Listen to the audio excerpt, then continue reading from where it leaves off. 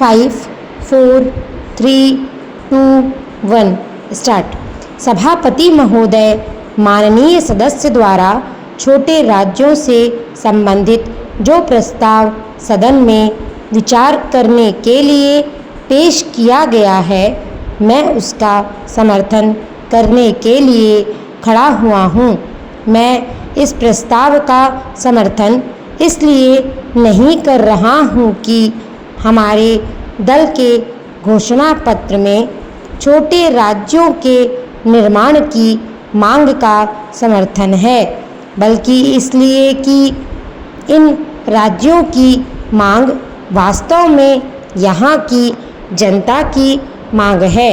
मैं विशेष रूप से मंत्री जी से कहना चाहता हूँ कि यह मांग राजनीति से प्रेरित नहीं है, बल्कि यह मांग आर्थिक विकास की मांग को पूरा करने के लिए है।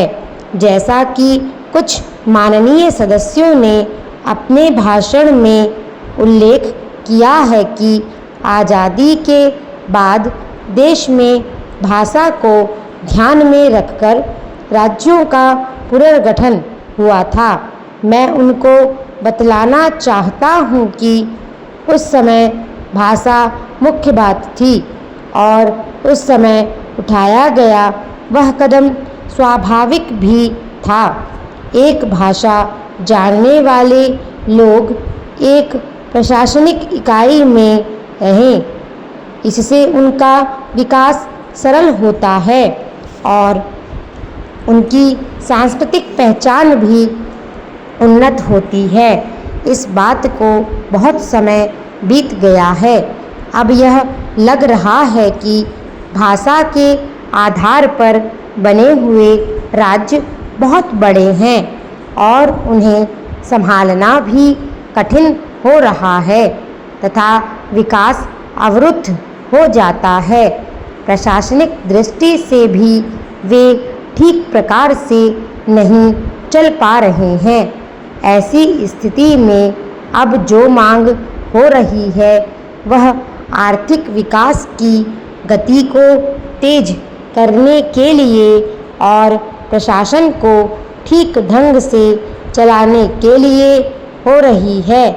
मेरी दृष्टि में छोटे राज्य इनमें सहायक सिद्ध होंगे और अब समय आ गया है कि छोटे राज्यों के निर्माण के सवाल पर सदन में गंभीरता से विचार होना चाहिए। यह धारणा गलत है, जैसा कि मुझसे पूर्व वक्ता कह रहे थे कि छोटे राज्यों के निर्माण से देश कमज़ोर हो जाएगा। असल में छोटे राज्यों का निर्माण देश की प्रगति में सहायक होगा। मैं इस बात को भी साफ कर देना चाहता हूँ कि यदि इस राज्य का परिस्थितियों के अनुसार विभाजन किया जाता है तो उसका असर उसके पड़ोसी राज्यों पर नहीं पड़ेगा। विभाजन से मेरा आशय देश के टुकड़े करने से नहीं है, बल्कि राज्यों के पुनर्गठन से है। विभाजन तो तब पैदा होता है जब देश का कोई भाग देश से बाहर जाने की गलत कोशिश करता है। इस प्रकार जब जिलों का निर्माण होगा तो देश के राजनीतिक ढांचे और देश के संविधान के अनुसार होगा।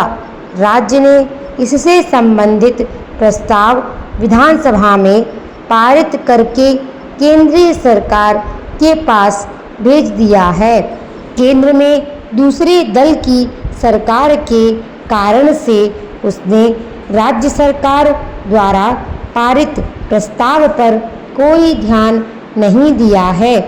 अब जबकि इस आधार पर प्रदेश की सरकार को भयंकर दिया गया है तो आगामी चुनाव में यह हमारे दल का एक बड़ा मुद्दा बनेगा तो उस क्षेत्र के लोगों से हमें पूरा समर्थन मिलेगा।